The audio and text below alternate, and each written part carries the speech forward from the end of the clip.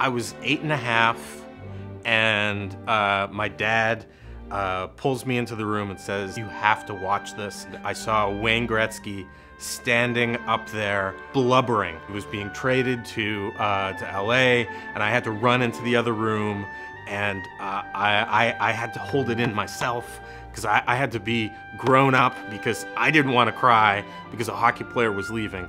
I kind of cried.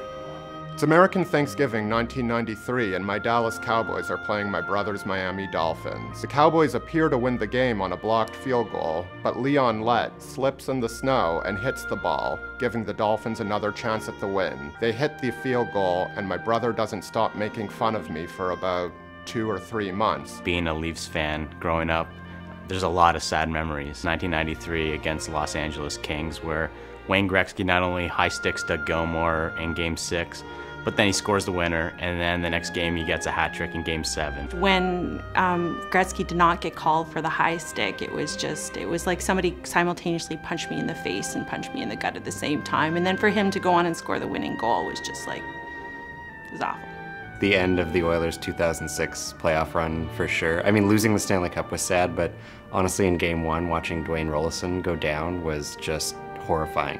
He was this like magical little middle-aged goalie elf with a gold mask, and then he's writhing around in pain, and it was just like watching all of our hopes and dreams bleed out onto the ice. And they replaced him with Ty Conklin, who immediately screwed up, and we lost Game 1, and it was basically all downhill from there. It was a sea of elation we were floating on in 1988 in September of that year, because Ben Johnson was a gold medalist, the fastest man in the world, 9.79 seconds flat, and he'd beaten Carl Lewis.